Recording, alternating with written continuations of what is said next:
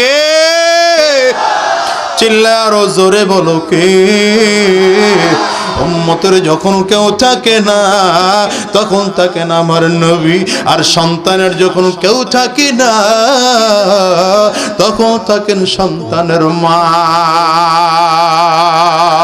এ যুবক, মা তোর যে কত আপন এটা তুই বুঝবি না রে ভাই। তুমি তো ঢাকা শহরের দামি ফ্ল্যাট ভাড়া করে থাকো, শিক্ষিতা স্ত্রী পাইয়া, সুন্দরী স্ত্রী পাইয়া মারে তুমি ভুলে গেছো রে ভাই। অথচ মা যে তোমার জন্য কত বড় নেয়ামত, বাবা তোমার জন্য কত বড় নেয়ামত তুমি মোটে বুঝতে চাও না, বোঝার চেষ্টাও করো না। তুমি ঢাকা শহরের দামি ফ্ল্যাট ভাড়া করে থাকো, ওরে ভাই ওদিকে গ্রামে মা কুড়ের করে ঘুমায়।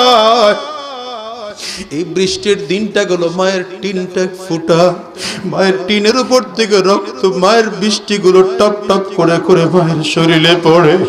এই শীতের দিন আসতেছে রে ভাই, মায়ের একটা চাদর পর্যন্ত নাই, কম্বল পর্যন্ত নাই, তুমি খবর নাও না। মা শীতের মধ্যে ঠক ঠক ঠক ঠক করে কাঁপে, নিজের শীতটা নিবারণ করবে সেই তৌফিকটুকু মায়ের নাই। ওর যুবক তুই বোঝো না রে ভাই, হয়তো তোর ঘরে মা আছে, হয়তো তোর ঘরে বাবা আছে, আমি বুঝি।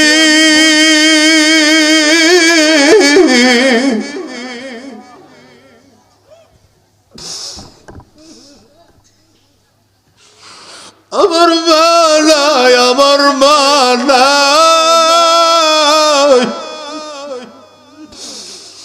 আমার মা যখন দুনিয়ার থেকে বিদায় হয়, আমি ছাত্র মানুষ ছিলাম, 2 টাকা ইনকাম করার ক্ষমতা আমার ছিল না। আরে ভাই, আমার মালিক তো আজকে আবার তৌফিক কম দেয় না। এসি বাড়ি, এসি গাড়িতে চলার মতো সব ক্ষমতা আল্লাহ আমার দিয়ে দিছে, কিন্তু দুঃখে কলিজাটা ফেটে যায় রে যুবক। আজকে 12টা বছর হয়ে গেল, আজ পর্যন্ত একটা আপেল আর কমলা কিনে মায়ের হাতে দেওয়ার ক্ষমতা আমার হয় না।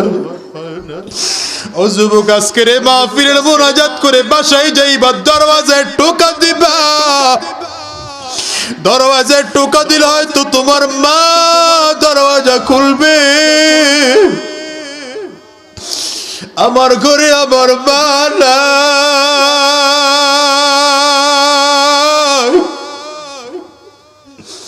আমি দরওয়াজায় টোকা দিলে আমার মা এসব দরওয়াজা খুলবে না। এই যুবক, কেমন করে কষ্টটা তোমারে বোঝাবো? আজকে তুমি দামি ফ্ল্যাট ভাড়া করে থাকো, কত আরামে থাকো, একটা বারের জন্য মায়ের খবর নাও না রে ভাই। অথচ এই মা তোমার সেই মা, যেই মা তোমার 10 মাস 10 দিন গর্ভের মধ্যে ধারণ করেছে। মা তোমার আমার সন্তান প্রসবের সময় মা সবার কাছ থেকে দাবি ছাড়া পালাইছে। শুধু তাই নয়, তুমি আর আমি যখন মার ডান পাশে শুয়ে রইলাম, ঘুমায় রইলাম, তুমি আর আমি 6 মাস 7 মাস 8 মাস 1 বছরের বাচ্চা, মা তোমার আমার ডান পাশে বিছানায় নিয়ে ঘুমাইতেছে। বাচ্চা মানুষ বোঝে না, মায়ের ডান পাশটা বিছানায় পেশাব করে ভিজায় দিস। মা চিন্তা করলাম সন্তানটা ঠান্ডা লেগে যাবে, মা আস্তে করে ডান সাইড দিয়ে ঘুরাইয়া আস্তে করে বাম সাইড আইনা নিজে ভিজা জায়গা গিয়ে শুয়ে গেছে। মা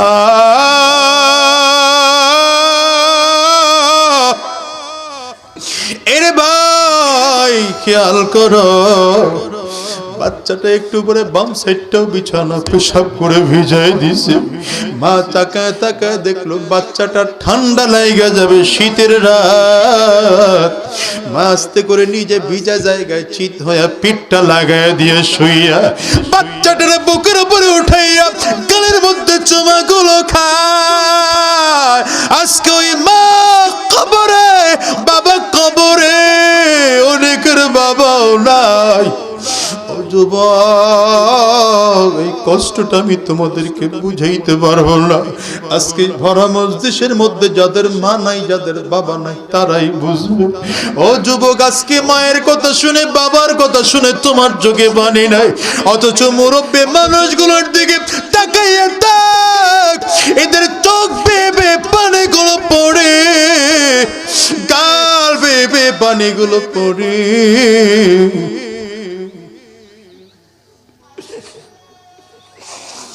কারণ এদের মাও নাই, এদের বাবাও নাই।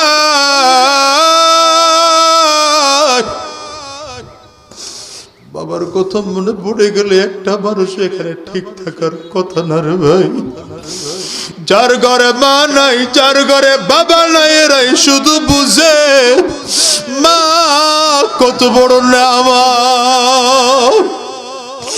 ও যুবক, আমার গত বছরে মাহফিল ছিল টাঙ্গাইলে, আমার বাড়ি বরিশালে।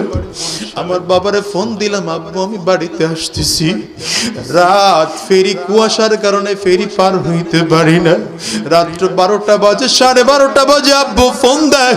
আধা ঘন্টা পর পরে আব্বা শুধু বারবার ফোন দেয় আর ডাক দেয়, কত দূর আসছো, কত দূর আসছো। এত বারবার ফোন দেওয়ার কারণে আমার একটু বিরক্তি ভাব চলে আসলো। আমি ডাক দিয়ে বললাম, আব্বা আপনি তো বারবার করে কেন ফোন দেন? আমি তো বলছি বাড়িতে আসবো। আমার বাবা ডাক দিয়ে কই, রে বাবা, তুই বাড়িতে আসবি শুই না আমার চোখে ঘুম নাই।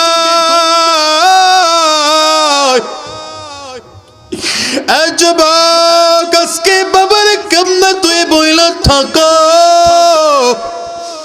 এই মারে তুই কেমন করে ভুলে থাকো রে ভাই। আজকের মাহফিলটার থেকে ওয়াদা করে যাও, যার বাবা নাই, যার মা নাই, আব্বা আম্মার কবরের সামনে দাঁড়ায় জনমের তরে দোয়া করবা। আর যাদের মা আছে, বাবা আছে, আজকের মাহফিলটা শেষ করিয়া বাসায় যাইয়া বাবার পাও দুইটা জড়া ধরবা, মায়ের কদম দুইটা জড়া ধরবা। যতক্ষণ পর্যন্ত মাফ না করবে পাও দুইটারে ছাড়বা না। কারা কারা রাজি আছো দুইটা হাত উঠায়া আল্লাহরে দেখা।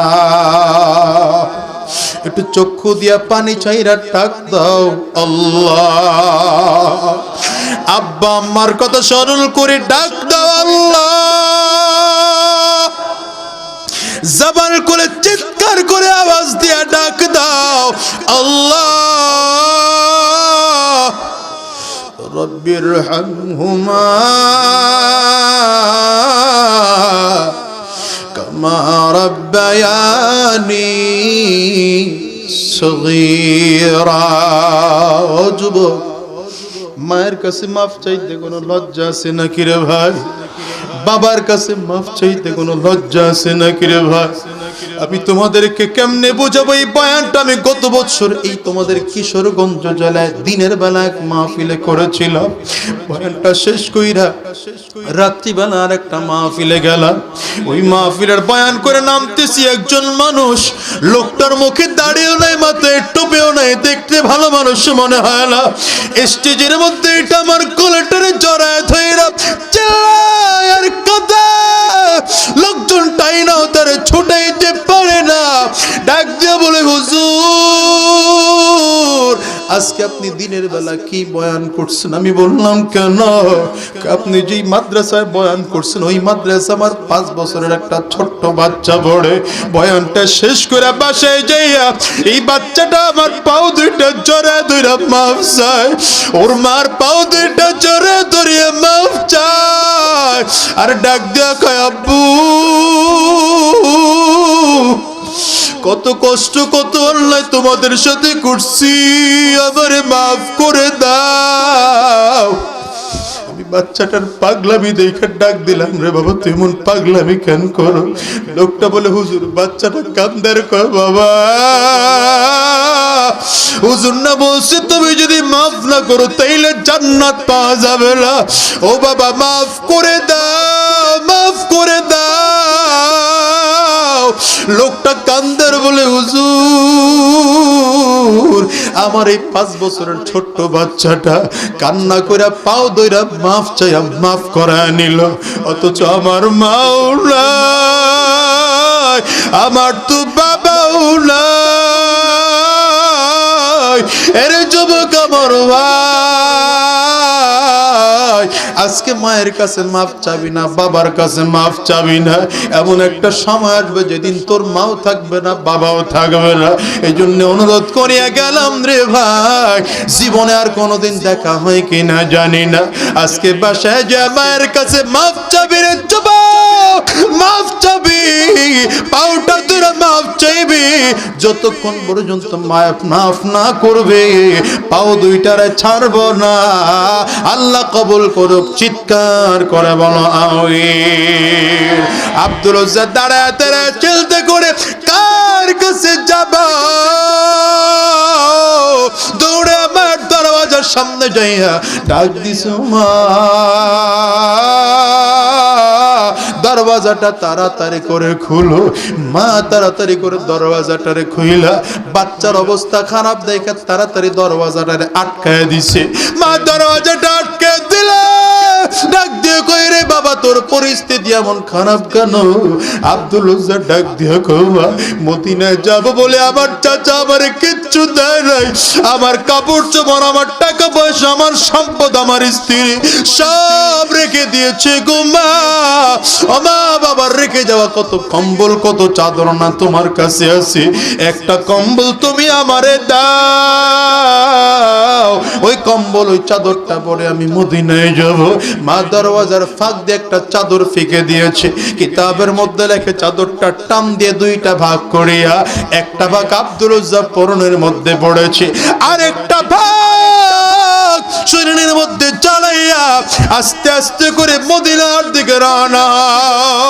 পায়ের মধ্যেও জুতা নাই, খালি পায়ে মদিনার উদ্দেশ্যে রওনা হয়।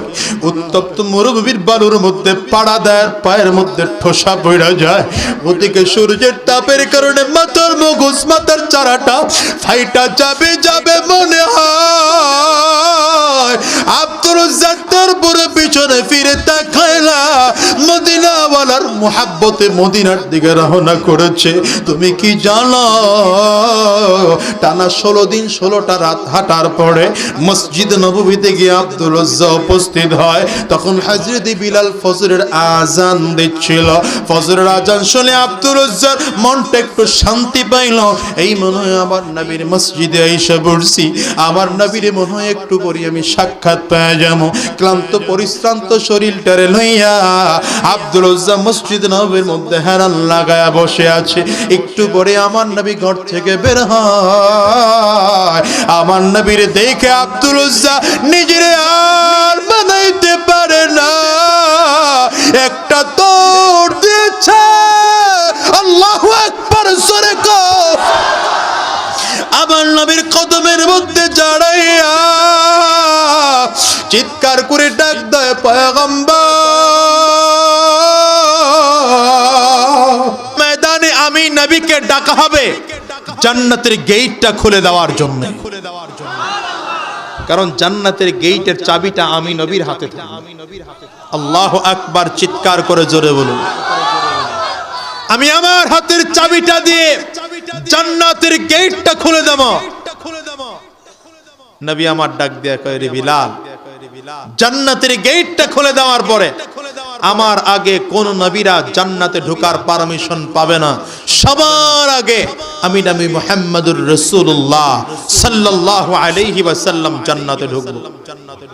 আমি নবী জান্নাতে ঢোকার পর অন্যান্য নবীরা জান্নাতে ঢোকার পারমিশন পাবে। অন্যান্য নবীরা জান্নাতে ঢোকার পর আমি নবী মুহাম্মদুর রাসূলুল্লাহ সাল্লাল্লাহু আলাইহি ওয়াসাল্লামের উম্মতেরা জান্নাতে ঢোকার পারমিশন পাবে। আমার উম্মতেরা জান্নাতে ঢোকার পরে অন্যান্য নবীর উম্মতেরা জান্নাতে ঢোকার পারমিশন পাবে। চিৎকার করে বলুন আল্লাহু আকবার। কিন্তু নবী আমার ডেকে বলেন, এরে বিলাল,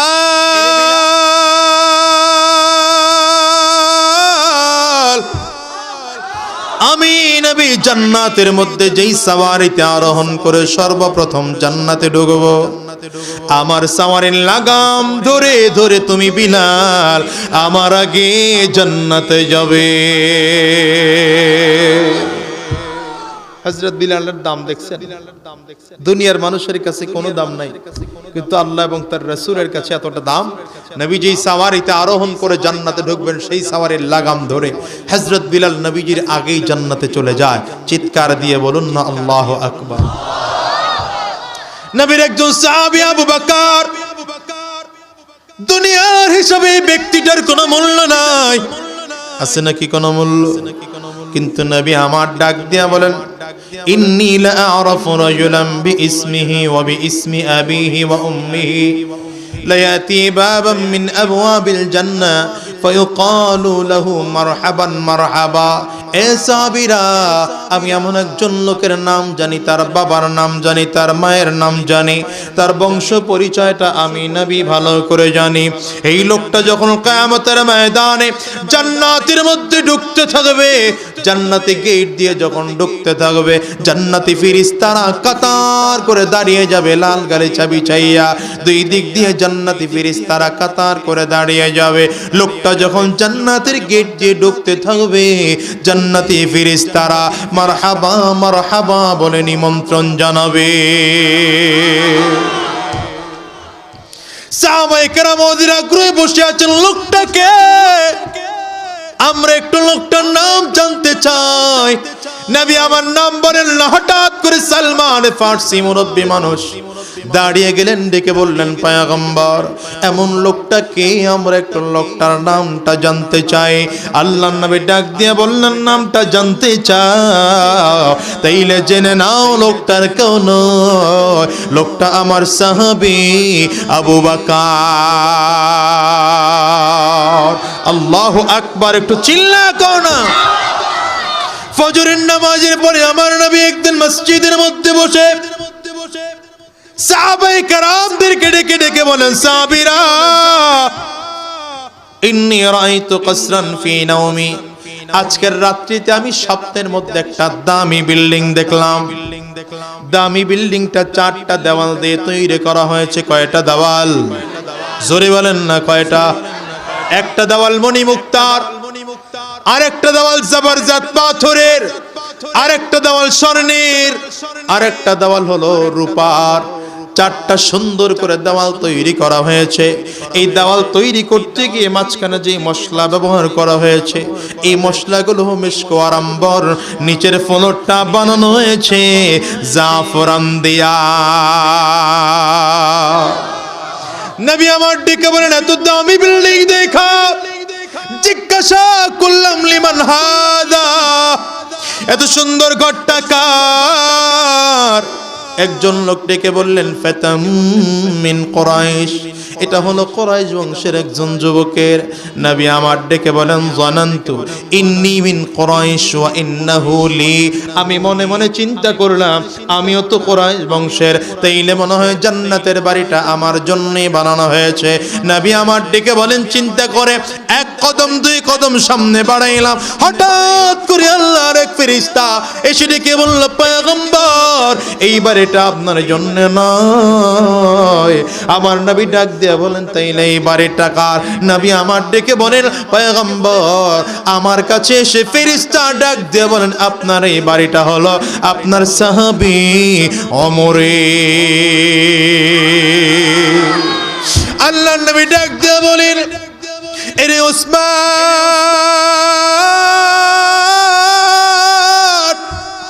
ইন্না লিকুল্লি নাবিয়্যিন রাফীকুন ফিল জান্নাহ ওয়া আনতা রাফীকি ফিল জান্নাহ।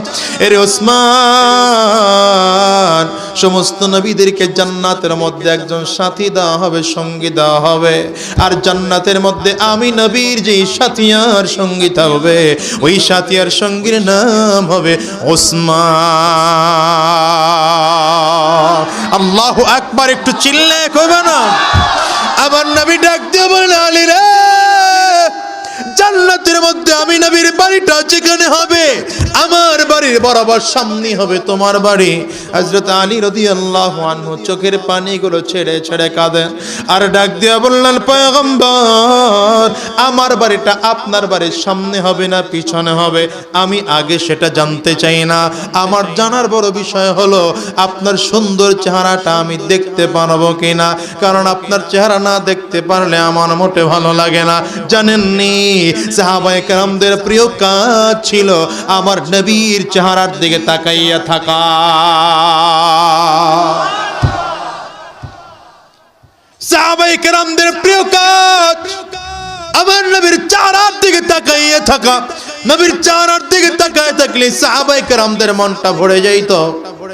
এইজন্য ফাতেমাতুজ জাহরা রাদিয়াল্লাহু আনহা বলেন, মাঝে মাঝে আমার কলিজার টুকরা হাসান আর হুসাইনের ক্ষুধা লাগতো। ক্ষুধা লাগলে আমি ওদেরকে কোলের মধ্যে কইরা নিয়ে আমার বাবা বিশ্বনবী জনাবে মুহাম্মদুর রাসূলুল্লাহ সাল্লাল্লাহু আলাইহি ওয়াসাল্লামের সামনে হাজির করে দিতাম। আমার বাবার চেহারা দেখা হাসান আর হুসাইন ক্ষুধার কথা ভুলিয়া যাইত। আয় হায় হায় হায় হায় হায়। নবী আমার মসজিদে নববীতে সাহাবায়ে কেরামদের সামনে দাঁড়াইয়া ডেকে বলেন, সাহাবীরা, আমার কাছে তিনটা জিনিস বড় প্রিয়।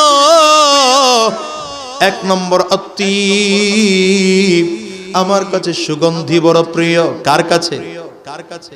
কথা বলেন না, কার কাছে? নবীজির কাছে সুগন্ধি বড় প্রিয়। দ্বিতীয় নম্বর, আমার নবী ডাক দিয়া বলেন, ওয়ান্নিসা, মহিলা জাতি আমার কাছে বড় প্রিয়। যুবকরা কয়, হুজুর মহিলা জাতি নবীর কাছে প্রিয়, এই ওয়াজ করবেন যদি জানতাম তাহলে আপনার আরো 5 বছর আগে দাওয়াত দিতাম। কারণ নবীজির কাছেও মহিলা জাতি প্রিয়, আমাদের কাছেও তো মহিলা জাতি প্রিয়। এই জন্যই তো রাস্তার মাঝে দাঁড়ায় দাঁড়ায় ফিল্ডিং মারিয়ার কথা কন না কেন? ফিল্ডিং মারার লোকজন কম না বেশি? ইপটিজিং করার লোক কম না বেশি? এখানে যে সাউন্ডটা দিছিল দাও ভাই, আমার তো অবস্থা খারাপ আজকে ওয়াজের। 12টা বাজে যাবো। কি করছেন হাফিজ ভাই? মাইকটা সেটিং এ করতে পারেন? আমার কানে কোনো আওয়াজই যায় না, এত কথা জোরে কইতেছি। আমার কাছে মনে হয় যেন সাউন্ড দিছে, আমি পাইতেছি না। সাউন্ড ওদিকে ঠিক আছে, আমার কাছে আপনাদের কষ্ট হইতেছে। এই মুরব্বী বাবাজি দাঁড়াইছে, হ্যাঁ এই এখনকার ছেলে বানরা ইফটিজিং আগের চেয়ে কমাইছে না বাড়াইছে? ইফটিজিং খালি বাড়ছে তাই না মিয়া? সরকার ইফটিজিং বন্ধ করার জন্য র‍্যাব নামাইছে, আর্মি নামাইছে, পুলিশ নামাইছে, বিডিআর, ব্রাহ্মণ আদালত, কোবরা সুবরা আরো কত কিছু নামাইছে। আগের চেয়ে ইফটিজিং কমছে না আরো বাড়ছে? আর একটু জোরে বলুন, কমছে না বাড়ছে? বাড়ার কারণটা কি জানেন? অনেক কিছু কারণ আছে, এমনি এমনি বাড়ে নাই। কারণ রাস্তাঘাটে মহিলার যে চলাফেরা, 70 বছরের বুড়ি, 80 বছরের বুড়ি, 100 বছরের বুড়ি, উনি যখন রাস্তার মধ্যে নামে তো বোরকার উপরে বোরকা লাগাইয়া, পাটের উপরে পাট লাগাইয়া, নেকাবের উপরে নেকাব লাগাইয়া উনি ঠিকই রাস্তায় বের হয়। কিন্তু তার যুবতী মেয়ে 17 বছর বয়সী, 18 বছর বয়সী এই যুবতী মেয়েটাকে যখন রাস্তার মধ্যে নামায়, ভূগোল ড্রেস পড়াইয়া, পেট খালি, পিঠ খালি, কপালে একটা নুক্তা দিয়া আপনাকে শ্যাম্পুরে দৌড়ায় যুবকদেরকে স্যাম্পল দেখাইতে। আছে না নাই? জোরে চিৎকার করে বলো। আরে হায় হায়, কি পরিস্থিতি! বুড়ি নিজে বোরকা পড়ে, মেয়েটাকে মেকআপ করে, বুড়ি নিজে বোরকা পড়ে, মেয়েটাকে মেকআপ করে, এমন পোশাক পরে গোটা শরীর দেখা যায়। ঠিক কিনা বলো? এমন পোশাক পরে গোটা শরীর দেখা যায়। ওরে এই কারণে ধর্ষণের সেঞ্চুরি ঘটায়, ইমান নিয়ে বেঁচে থাকা দায়। হায় রে, ইমান নিয়ে বেঁচে থাকা দায়। ঠিক কিনা বলো? ওরা মানুষ হয়ে জন্ম নিয়ে জানোয়ারের ভাব দেখায়, মানুষ হয়ে জন্ম নিয়ে জানোয়ারের ভাব দেখায়, ইমান নিয়ে বেঁচে থাকা দায়। হায় রে, ইমান নিয়ে বেঁচে থাকা দায়। শয়তান আরেকটা আছে, বলবো? জোরে কর না। লাজ শরমের মাথা খাইয়া ছেলে মেয়ে সঙ্গে নিয়া ডিশ চ্যানেলে নেগড়ের ছবি দেখে বাবা মা। আছে না নাই জোরে কও। আর এখন তো ঘরে ঘরে কিরণমালা চলে, কেউ কথা কন না কেন মিয়া? কিরণমালায় দেখতে দেখতে অবস্থা বড় খারাপ। হুজুরের ওয়াজ শুনবে কোন সময়? এই যে এখানে মানুষ বয়ে রয়েছে, আয় হায় হায়, মনের মধ্যে যে কত কুতকুতানি এক একজনের চলতেছে। কি ওয়াজ শুনতে আইলাম, এর চেয়ে কিরণমালাই ভালো আছিল। এই ওয়াজ শুনতে নিয়ে আইছিলাম, কি কথা কন না কেন? পাবলিক তখন ওয়াজ শুনতে আয় না, হারা আওয়াজ শুনতে আহে। যদি দেয় বক্তাটার সুর বালা, তাইলে ট্যাগ করে বয়। আগামীকালকে বাইরে বেটা ওয়াজ করছে, একটা কি ওয়াজ করছে? আরে ফাড়ায় লাইছে। কি করছে? আরে ছিঁড়ে বিড়া লাইছে। কি করছে? আরে বেটা কইস না, কি যে সুর। ওয়াজ কি করছে এটা কিন্তু কইতে পারেন। কি কথা কন না কেন আপনারা? আছে না নাই জোরে বলুন। আর যদি একটু ভালো ওয়াজ টাজ করে, সুর একটু খারাপ, দামি কথাগুলো দামি কইছে, পরের দিন কই কি একটা বক্তা আনছিল না, জমাইতারে নেই। কি কথা কন না দেখে আপনি। এজন্য যারা আসছেন একটু মনোযোগ দিয়ে বসেন, সুর মুরের চিন্তা করেন না। যশোর গেলাম মাহফিলে, 1 ঘন্টা ওয়াজ করার পরে পাশের থেকে একজন আরেকজনকে খোঁচা, একা হুজুর ওয়াজ শুরু করবে কখন? সুর না দিলে ওয়াজই হয় না। কি ঠিক না বেঠিক? তো এই কিরণমালা কম চলে না বেশি চলে? টাঙ্গাইল মাহফিলে গেল, মাহফিল কমিটির সভাপতি আমারে এই হ্যান্ডবিলের পেছন দিক দিয়ে নাম লিখে দিছে। ওরে নাম, এক একটা নাম তো আর আমি মনে রাখতে পারি না, কারণ আপনাকে যেমন সাহাবীগণ নাম মনে থাকে না, আমারও তো এরকম উল্টা পাল্টা নাম মনে থাকে না। আমি কইলাম ভাই এগুলো খায় না মাথায় দেয়। হুজুর সবগুলা খায়ও না মাথায়ও দেয় না, এটা টিভির মধ্যে দেখে। আমি কইলাম কি দেখে? এটা ইন্ডিয়ান সিরিয়ালের নাম। কথা কয় না, ইন্ডিয়ান সিরিয়ালের নাম। তো আমি কি করব? আপনি একটু ওয়াজের মধ্যে কইবেন। আমি বললাম কেন? সব আমাদের দেশের মহিলারা খালি দেখে। আমরা সারাদিন কাজ বাজ কইরা রাত্র 8টা 8:30টার সময় ঘরে আসি, একটু বিশ্রাম করুম, বউয়ের সাথে কথা কমো। সারাদিন কষ্ট বৃষ্টি করে আইসা কই ভাত দাও, কই লয়ে খাও, কই তরকারি দাও, কই কাজের মেয়ের কাছে যাও। তো তুমি কি করো? আমি কিরণমালা দেই। কথা বলেন না কেন? আছেন হায় হায় হায় রে, কিরণমালায় দেশটারে শেষ করে ফেলাইলো। কিরণমালা এই স্টার জলসা আর জি বাংলাটায় আমার দেশের মা বোনদের চরিত্র ভালো করছে না খারাপ করছে? জোরে চিৎকার করে বলুন, ভালো করছে না খারাপ করছে? আমার দেশের মা বোনদের চরিত্র খোদার কসম কোন দিক দিয়ে ভালো করে নাই, বরং দিন দিন খারাপ করেছে এই স্টার জলসা জি বাংলা। ঠিক কিনা জোরে বলো। এগুলো দেখা বাদ দিয়া কোরআন দেখো, দ্বীন ইসলাম দেখো, হাম দেখো, নাচ দেখো। খোদার কসম করে বলি জিন্দেগিটা পরিবর্তন হয়ে যাবে।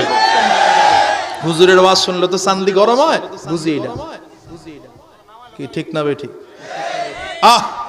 আল্লাহ জাতিকে হেফাজত করুক, আমিন চিল্লায়া বলুন। এখনকার যুবকদের মোবাইলে তো ভালো কিছু পাওয়াও যায় না। যুবকদের মোবাইলে সব এইটা দিয়ে বইটা ফেলাইছে, অথচ হিসাব মিলায় দেখেন আল্লাহর কালামের তিলাওয়াতে মজা আছে না নাই? আরো জোরে বলুন, আছে না নাই? যতবার শুনবেন তত মজা, যত শুনবেন তত মজা, যতবার শুনবেন ততবার মজা লাগে। এই যে 70 বছরের একজন বুড়া মানুষ, 80 বছরের একজন বৃদ্ধ মানুষ, সে সারা বছর নামাজ পড়ে, সারা জীবন নামাজ পড়ে, তারে যদি 80 বছরের বৃদ্ধ বয়সে এসে জিজ্ঞাসা করেন, বাবা মসজিদের ইমাম সাহেব 5 ওয়াক্ত নামাজে সূরা ফাতিহা পড়ে, আপনার একটু বিরক্ত লাগে না? লোকটা উত্তর দিবেন, না রে বাবা, আমার কাছে যতবার সূরা ফাতিহা তিলাওয়াত শুনি ততবারই মজা লাগে। তবে কথা কোন ঠিক না ঠিক? কিন্তু যত ভালো গান হোক, যত ভালো গান হোক, 5 বার 10 বার 20 বার 50 বার 100 বার এরপরে কিন্তু আর ভালো লাগে। এটা বন্ধ কর, বহুত শুনছি। বলে কি বলে না? বহুত শুনছি, বন্ধ কর। কিন্তু আল্লাহর কালামের তিলাওয়াত যতবার শোনা হয় ততবারই মজা লাগে, যতবার শোনা হয় ততবারই মজা লাগে। ঠিক না ঠিক? চলে চিল্লায়। বুঝাইতে পারলাম না আপনাকে, এই মজাটাই বুঝাইতে পারলাম না। এই মজা যে মানুষটা পেয়ে গেছে, তো মানুষটা কালিমা পড়ে মুসলমান হয়ে গেছে। একটা দুইটা রেকর্ড না, হাজারো হাজারো লক্ষ লক্ষ কোটি কোটি রেকর্ড আছে যারা কোরআন শুনে কালিমা পড়ে মুসলমান হয়ে গেছে। আল্লাহর কুদরত দেখে কালিমা পড়ে মুসলমান হয়ে গেছে। আমেরিকার এক ডাক্তার, খুব বড় মাপের ডাক্তার, নরমাল কোন অপারেশন তিনি করেন না। রাগ করতেছেন নাকি আপনি? বড় বড় অপারেশন উনি করে থাকেন। ডাক্তার লুইজ সিং তার নাম। নাম কি? লোকটা ধর্মীয় ভাবে নাস্তিক। বড় বড় অপারেশন করে একবার এক রোগীর ওপেন হার্ট সার্জারি করার জন্য অপারেশন থিয়েটারের মধ্যে ঢুকাইলেন। অপারেশন থিয়েটারে ঢুকাইয়া অপারেশন করবে অবস্থায় বুকটা ফেরে হৃৎপিণ্ডের দিকে তাকালেন। হৃৎপিণ্ডের দিকে তাকাইলেই দেখতেছে হৃৎপিণ্ডের মধ্যে আরবি অক্ষর দিয়ে কি যেন একটা শব্দ লেখা। চিৎকার করে একটু বলেন না আল্লাহু আকবার। শব্দটা কি লেখা লোকটা বুঝে না। বুঝার জন্য তার অ্যাসিস্ট্যান্টকে ডাক দিয়েছে। অ্যাসিস্ট্যান্ট ছিল মুসলমান। লোকটার নাম ছিল আব্দুল্লাহ।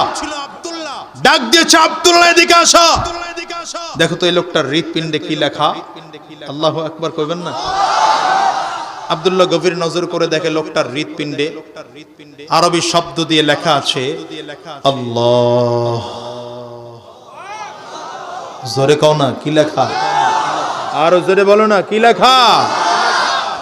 স্যার, লোকটার হৃৎপিণ্ডের মধ্যে লেখা আছে আল্লাহ। আব্দুল্লাহ, এই আল্লাহ তোমাদের কোরআনের আল্লাহ একই আল্লাহ? অবশ্যই স্যার, একই আল্লাহ। প্রমাণ দাও। বিশ্বাস করি না, প্রমাণ দেখাও। বাসে গিয়ে দৌড়ে কোরআন শরীফ এনে খুললেন। স্যার দেখেন, আল্লাহর কোরআনে যেমন করে আল্লাহ শব্দ লেখা হয়েছে, চারটা অক্ষর দিয়া আলিফ লাম লাম হা, ঠিক তেমন করে চারটা অক্ষর দিয়ে এই লোকটার হৃৎপিণ্ডের মধ্যে আল্লাহ শব্দ লেখা। ডাক্তার লুইজ সিং বলে, আব্দুল্লাহ কোথাও তুমি যাবে না, আমি অপারেশন কমপ্লিট করে তোমার সাথে একটু বসতে চাই। কোথাও যাবে না তুমি। অপারেশন কমপ্লিট করে রোগীকে বেডে পাঠিয়ে দিয়ে আব্দুল্লাহকে নিয়ে ডাক্তার লুইজ সিং রুমের মধ্যে ঢুকে গেছে।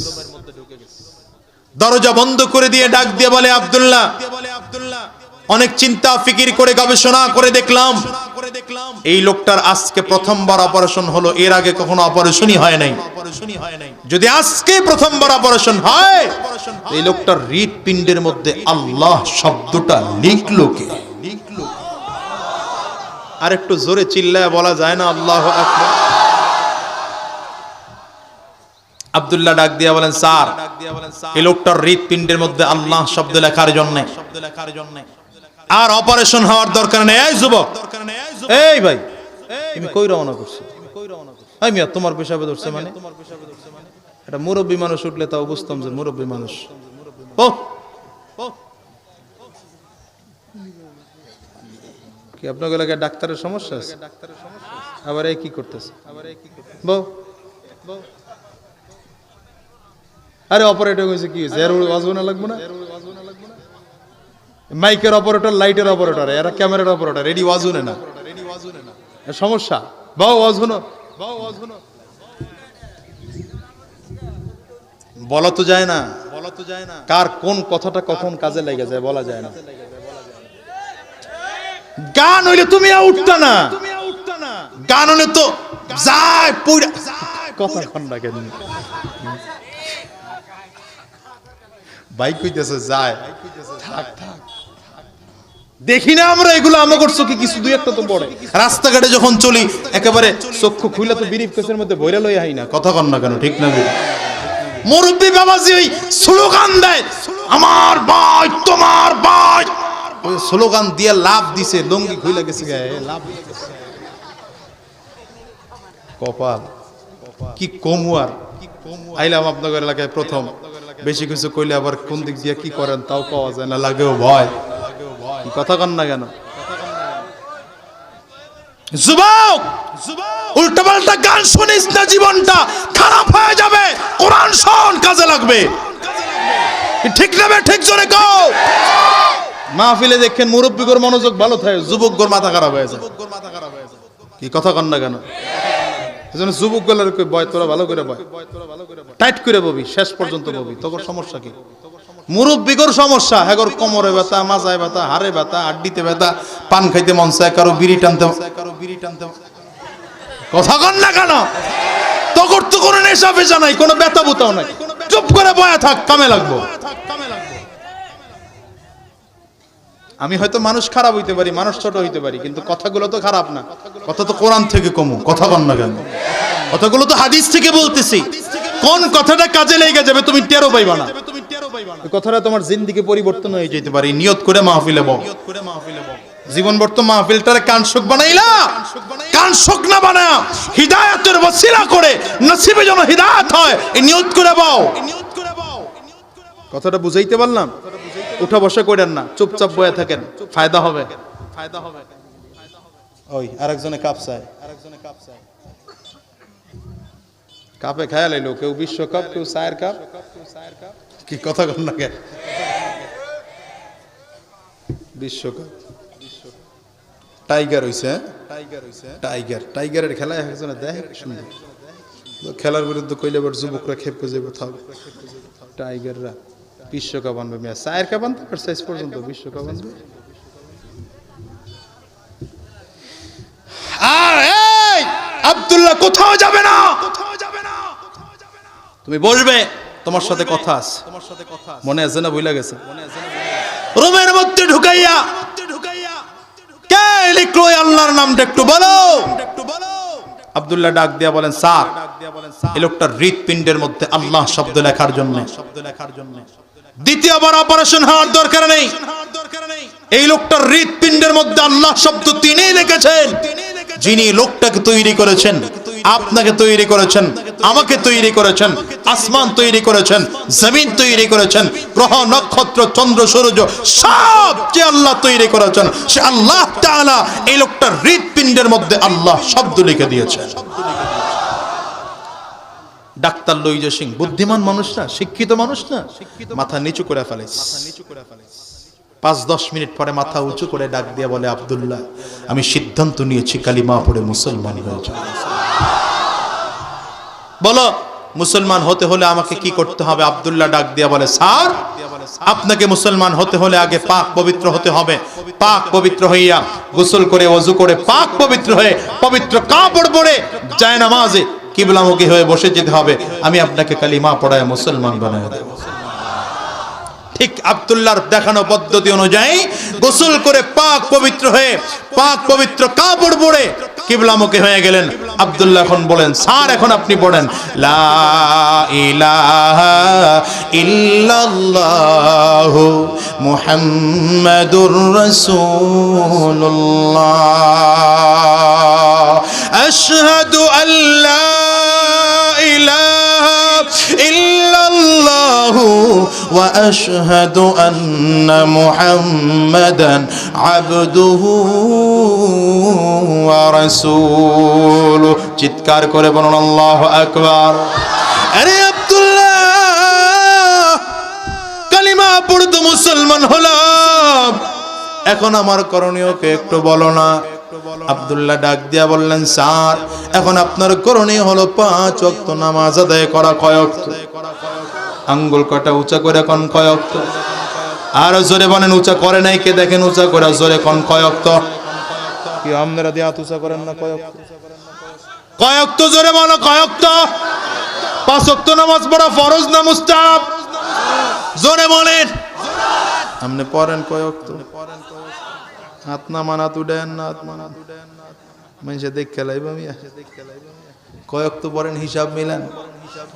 নামাজ পড়া মুসলমানের কাজ, নামাজ ছেড়ে দেওয়া বেঈমানের কাজ, ঠিক কিনা বলুন? আর নামাজের কারণে মুসলমান আর কাফিরের মাধ্যমে পার্থক্য হয়ে যায়। মুসলমান আজান হলে মসজিদে যায়, কাফির আজান হলে উল্টা দিকে যায়। ঠিক না ভাই? ঠিক জোরে। আব্দুল্লাহ রে কেমনে নামাজ পড়বো?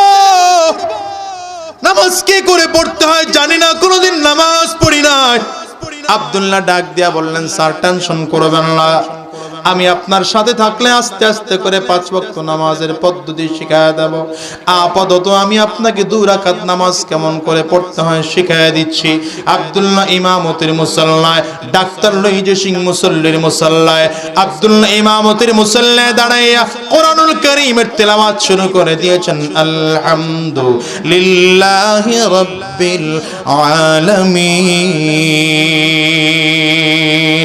আর রহমানির রহিম মালিকি ইয়াউমিদ্দিন ইয়্যাকা না'বুদু ওয়া ইয়্যাকা নাস্তাঈন ইহদিনাস সিরাতাল মুস্তাকিম সিরাতাল লাযীনা আন'আমতা আলাইহিম গায়রিল মাগদুবি আলাইহিম ওয়ালাদ-দাল্লিন।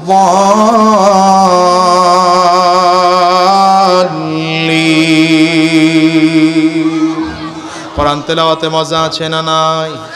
আরে ভাই, আপনার মসজিদের ইমাম সাহেবের তেলাওয়াতে একরকম মজা, শেরপুর শহরের ইমাম সাহেবের তেলাওয়াতে এক রকম মজা, ময়মনসিংহ যাবে ময়মনসিংহ বড় মসজিদের ইমাম সাহেবের তেলাওয়াতে আরো ভিন্ন রকমের মজা, বাইতুল মুকাররম ঢাকা জাতীয় মসজিদে চলে যাবেন, ইমাম সাহেবের তেলাওয়াতে আরো ভিন্ন রকম মজা, মদিনাতুল মুনাওয়ারায় যদি যাও ইমাম সাহেবের তেলাওয়াতে আরো ভিন্ন রকম মজা, কাবার প্রধান ইমাম আব্দুর রহমান আস-সুদাইস যখন তেলাওয়াত করেন মনে হয় যেন আসমান থেকে ডাইরেক্ট আমার আল্লাহর কালাম নাজিল হয়।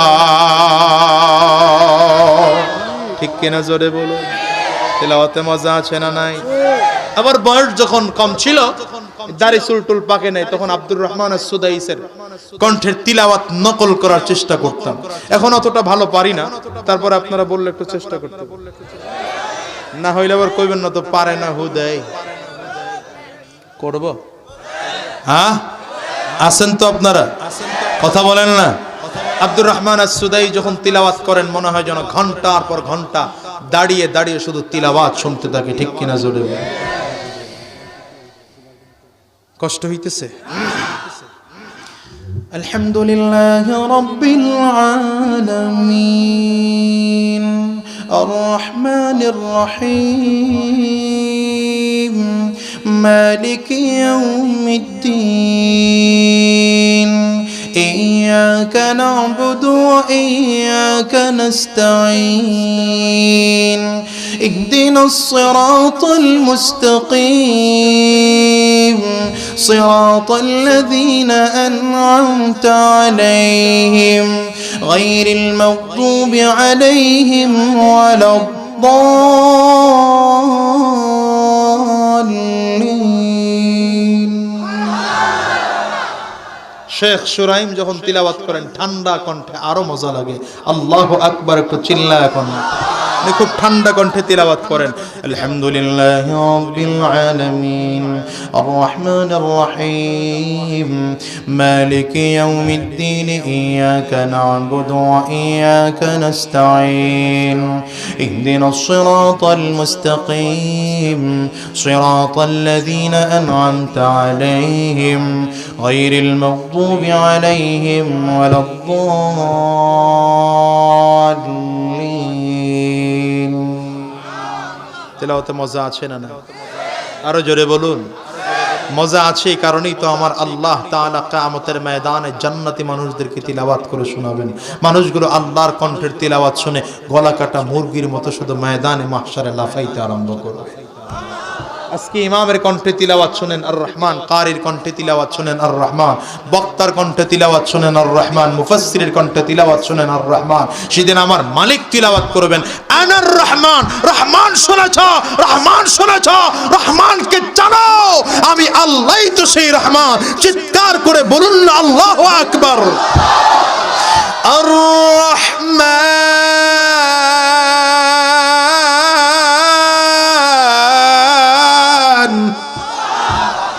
তিলাওয়াত করার নিয়ত ছিল, আপনারা আল্লাহু আকবার যে কায়দায় কইতেছেন চলবে না, আরেকটু বাড়াইতে হবে। রাজি আছেন?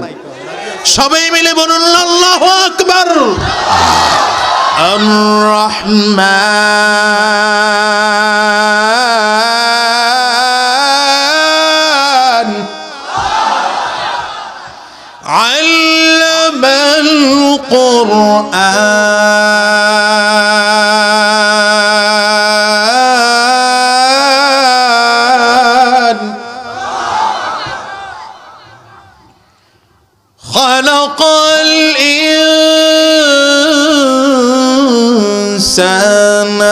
علمه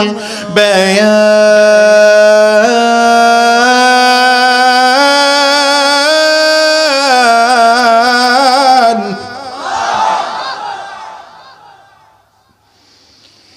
الشمس والقمر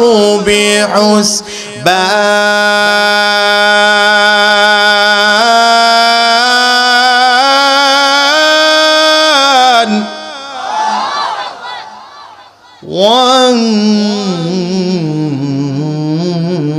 والنجم والشجر يسجدان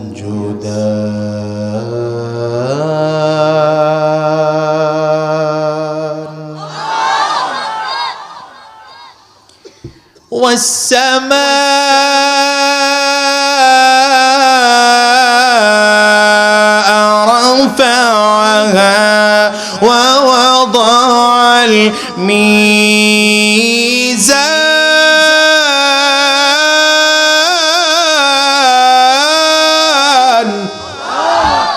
না একদিন এত বেশি তেলাওয়াত দিয়ে দিলে আপনাদের আবার সমস্যা হবে আবার আরেকদিন ইনশাআল্লাহ অসুবিধা নাই তো আমার মুসলমান ভাইরা তো ডাক্তার লইজি সিংটাকে বলে আব্দুল্লাহ নামাজ পড়ে তো ইমামতির মুসাল্লা আব্দুল্লাহ বসে আছে ডাক্তার লইজি সিং পেছনে আছে ভুলা গেছেন না মনে আছে হঠাৎ করে ডাক দিয়া বলেন আব্দুল্লাহ আমি মাঝে মাঝে তোমাদের রুমের সামনে দিয়ে গভীর রাতে যেতাম গেলেই দেখতাম তোমাদের রুমের দরজাটা হালকা করে একটু ঘিরানো থাকতো নিভো নিভো একটু আলো জ্বলতো মাঝে মাঝে দেখতাম দাঁড়ায় থাকো কখনো দেখতাম রুকুতে থাকো কখনো দেখতাম সাজদায় থাকো আবার কখনো দেখতাম চায় নামাজ বিছায়া দুহাত উঁচু করে চোখের পানি ছেড়ে কার কাছে যেন কি চাও আব্দুল্লাহ বলো না কার কাছে কি চাও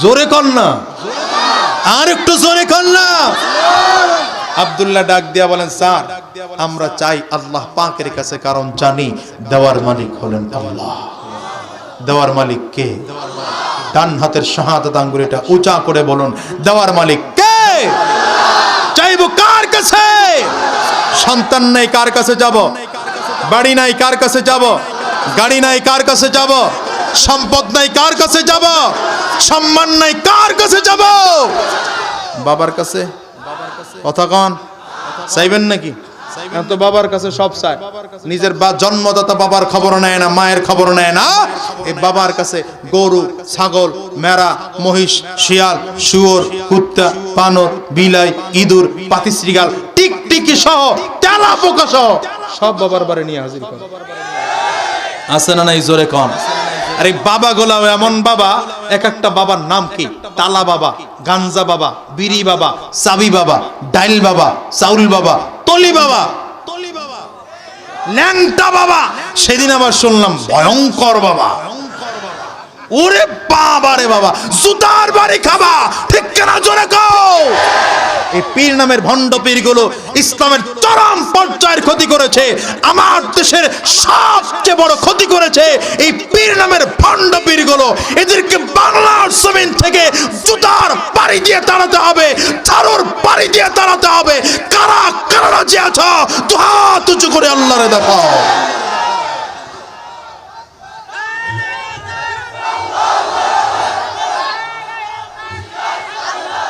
বসেন বসেন আপনারা যে নারায় তাকবীর দিতে পারেন বেড়াটা বোঝা হয়ে গেছে নারায় তাকবীর ওটা তো ওদের না কায়দা নাই আমি একটা দেবো রাজি আছেন কথা কন রাজি আছেন মিয়া খালি খাবার গরম হইলে হয় না শ্রোতাও গরম হওয়া লাগে কথা কন না কেন বক্তা খালি গরম হইলে হয় না শ্রোতা গরম না হইলে বক্তার স্পিড উঠে না ঠিক না বেঠিক জোরে কন আমি নারায় তাকবীর দেবো আপনারা রাজি আছেন আমার লাগে সবাই পারবেন গলায় কাশি দিয়ে কণ্ঠ ক্লিয়ার করেন যুবকরা জোরে কাশ কাশিও বুঝে না এটি এবার সবাই মিলে একসাথে রাজি আছে নারায়ে তাকবীর তাকবীরের ঠেলায় চাচা দিয়ে যাইতেছে নারায়ে তাকবীর কোরআন সুন্নাহর আলো কোরআন সুন্নাহ যেখানে আলেম উলামা যেখানে মাদ্রাসা মসজিদ যেখানে সুর যেখানে। ঠিক আছে তো? হ্যাঁ ঠিক আছে তো? যাক, তত তাল ঠিক আছে। আবার কোন দিক থেকে কয় আমরাও আছি সেখানে? নাই তো, নাই তো। আল্লাহ কবুল করুন, জোরে কোন ডাক দিয়া মানে আব্দুল্লাহ, একটু গভীর রাতে উঠা কার কাছে কি কি চাও বলো তো? আব্দুল্লাহ ডাক দিয়া বলে, স্যার আমরা গভীর রাতে উঠে আল্লাহ পাকের কাছে চাই, কারণ দেওয়ার মালিক হলেন আল্লাহ। দেওয়ার মালিক কে? জোরে বলো কে? আব্দুল্লাহর দিকে তাকিয়ে ডাক্তার লুইজে সিং, আপনারা মনে হয় বুঝতেছেন না কথা। ডাক্তার লুইজে সিং ডাক দিয়া বলে, আব্দুল্লাহ এই মাত্র আমি কালিমা পড়ে মুসলমান হলাম, আমাকে নিয়ে আল্লাহর কাছে কিছু বলবে না? জোরে চিল্লায় খাও না। আরে আবেগটাই আলাদা, আবেগটা দেখছেন মিয়া? আমি এই মাত্র কালিমা পড়ে মুসলমান হলাম, আমাকে নিয়ে আল্লাহর কাছে তুমি কিছু বলবে না? আব্দুল্লাহ ডাক দিয়ে বলে, স্যার কেন বলবো না, অবশ্যই বলবো। আব্দুল্লাহ হাত উঁচু করেছে, ডাক্তার লুইজে সিং পেছনে হাত উঁচু করেছে, মনের মাধুরী মিশিয়ে মিশিয়ে আল্লাহর কাছে কথাগুলো বলতেছে। ডাক্তার লুইজে সিং পেছনে আমিন আমিন আমিন বলতেছে। হঠাৎ করে আব্দুল্লাহ খেয়াল করে ডাক্তার লুইজে সিং আমিন বলতে বলতে চোখ দিয়ে পানি ছেড়ে বাচ্চাদের মতো চিৎকার করে কাঁদতে আরম্ভ করেছে। আওয়াজ দিয়ে বলেন আল্লাহু আকবার। মোনাজাত কমপ্লিট করে আব্দুল্লাহ ডাক্তার লুইজে সিং এর দিকে তাকিয়ে ডেকে বললেন, স্যার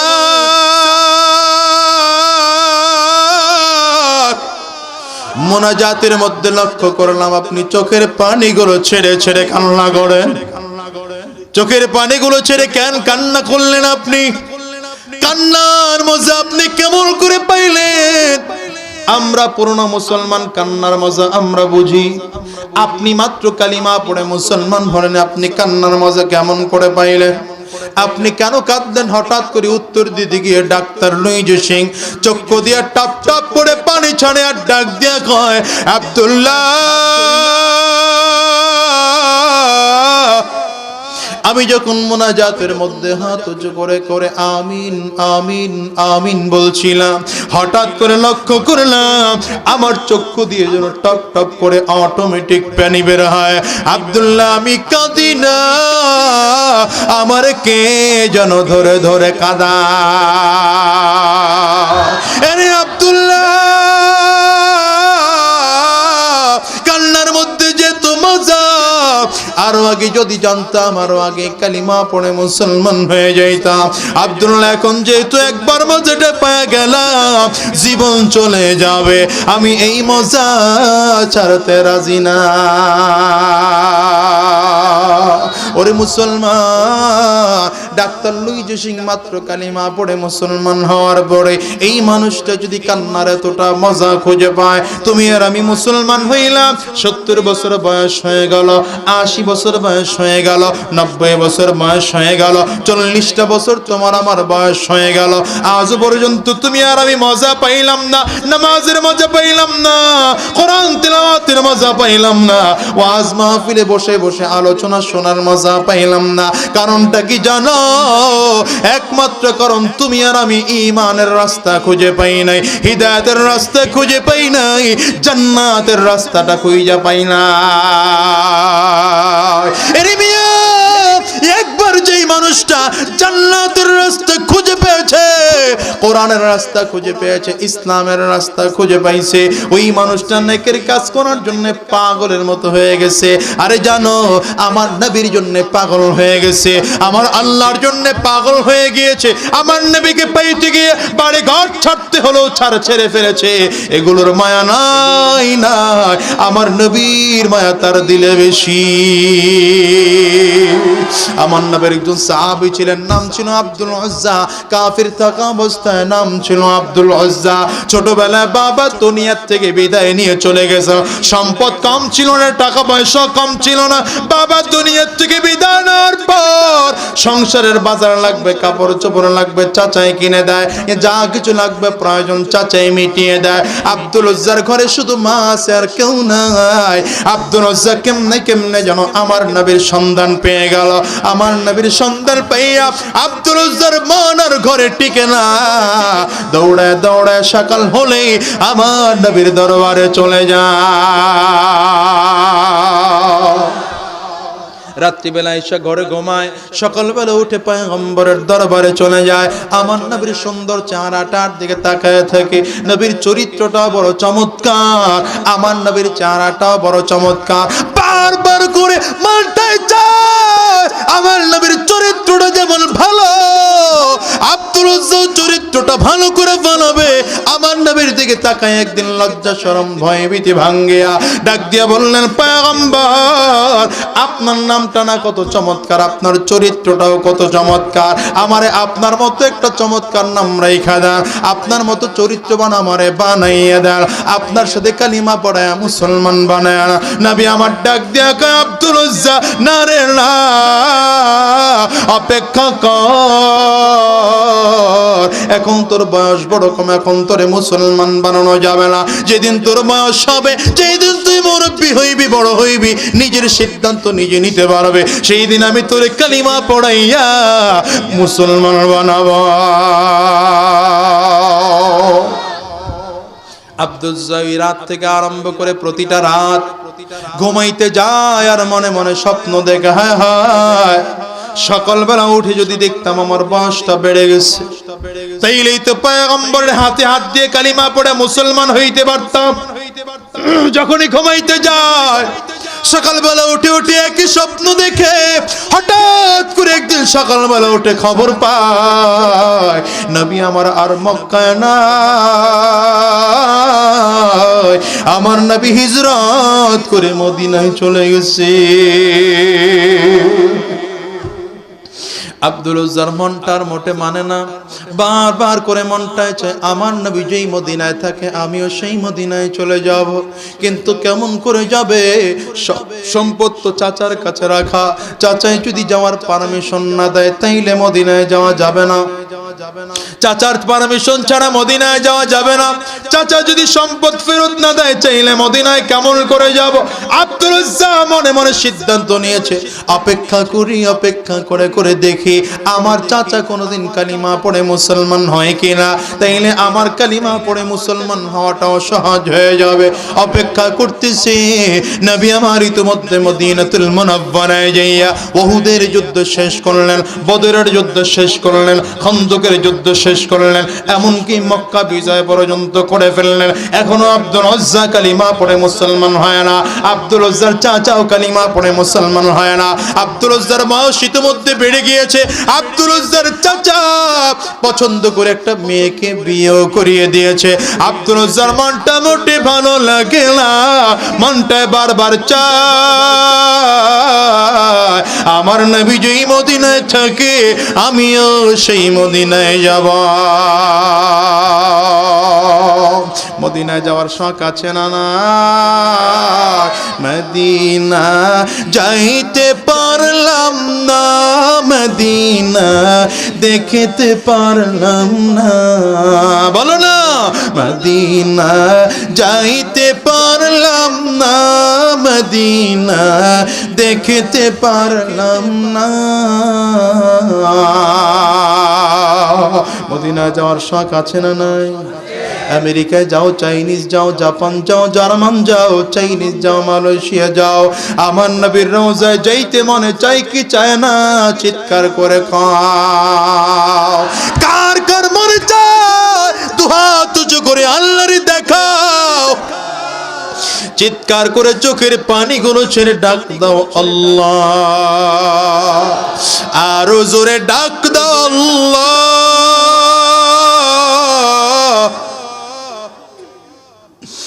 জবান খুলে চিৎকার করে ডাক দাও আল্লাহ। ওগো আলী,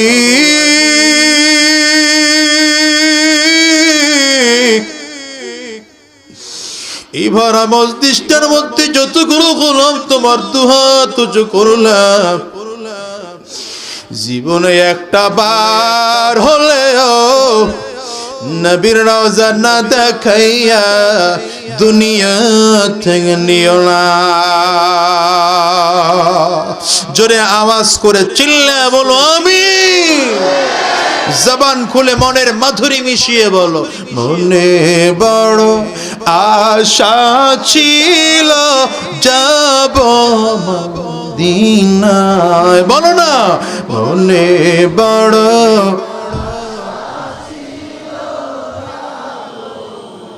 চক্ষুটা বন্ধ করে মনের মাধুরী মিশিয়ে দিলটা হৃদয় ভাঙা হৃদয় নিয়ে বলো মনে বড় আশা ছিল যাব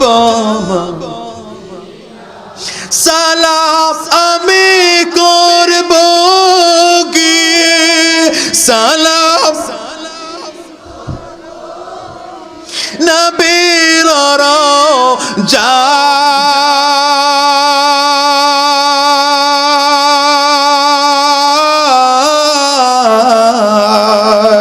মনে বড় আশা ছিল আরো জোরে মনে বড় আশা ছিল কষ্ট হইতেছে রাগ করতেছে আরব সাগর পারি দেব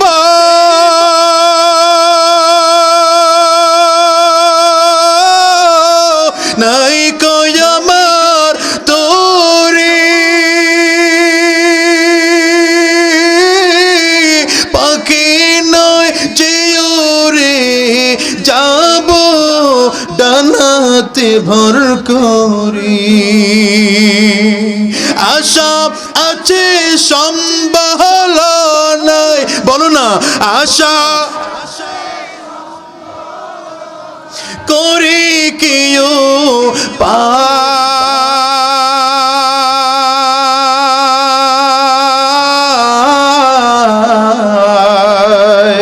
মনে বড় আশা ছিল আল্লাহ জীবনে একটা বার হলেও তোমার নবীর রওজার পাশে দাঁড়াইবার তৌফিক দিও জীবনে একটা বার হলো কাবা তাওয়াফ করার তৌফিক দিও চিৎকার করে জোরে বলো না আব্দুল উজ্জা ডাক দেও কই চাচা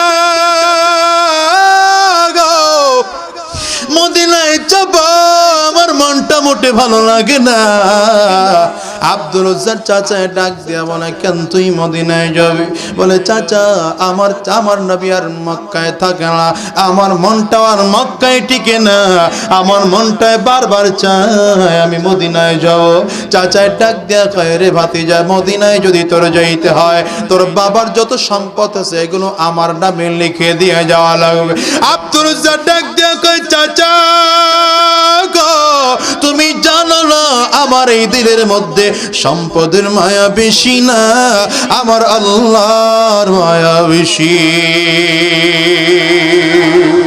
হঠাৎ করে বদমাশ চাচা ডাক দেয়া বলে রে ভাতিজা যদি মদিনায় শুধু সম্পদ রেখে গেলে হবে না গত কয়েকদিন আগে পছন্দ করে তোরে বিয়ে করিয়ে দিয়েছি তোর স্ত্রীটাকেও তালাক দেওয়ার পরে মদিনায় যাওয়া লাগবে আব্দুল উজ্জা ডাক দেয়া কয় চাচা গো জানো না তুমি জানো না আমার এই দিলের মধ্যে আমার স্ত্রীর মায়া বেশি না আমার এই দিলের মধ্যে আমার নবীর মায়া বেশি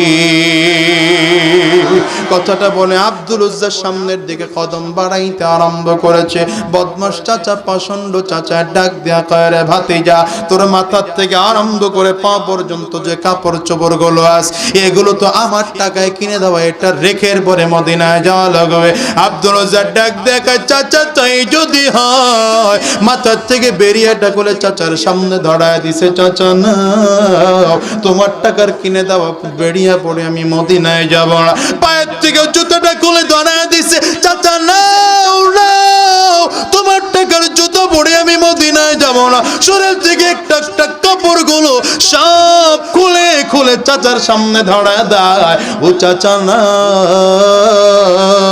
তোমার টাকার কিনে দেওয়া কাপড় চোপড় পরে আমি মদিনায় যাব না সব রেখে দিয়েছে পরনে শুধুমাত্র লুঙ্গিটা আছে ডাক দেয়া কয় চাচা সব রেখে দাও পরনের লুঙ্গিটা পরে আমারে মদিনায় যাওয়ার পারমিশন দাও কথাটা বলে আস্তে করে যখন সামনের দিকে কদম বাড়াইতে আরম্ভ করেছে পাষণ্ড চাচা বদমাশ চাচা লুঙ্গিটারে ধরে পেছন দিক দিয়ে টাল মেরেছে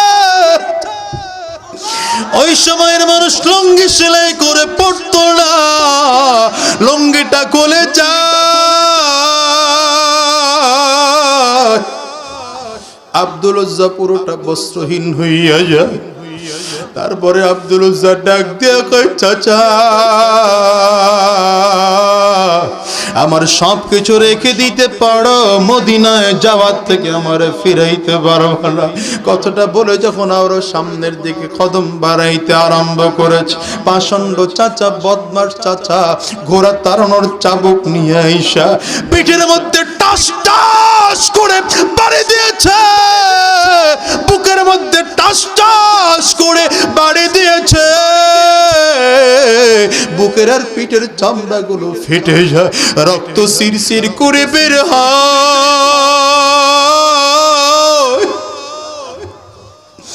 আব্দুল উজ্জা চোখ দিয়ে পানি ঝরে আর ডাক দিয়া কয়, চাচা গো মদিনায় যাব, আমার ফিরাইতে পারো না। আব্দুল উজ্জাকে মারতে মারতে বেহুশ বানায় উত্তপ্ত মরুভূমির বালুর মধ্যে ফালাইয়া রাখছে। অনেকক্ষণ পর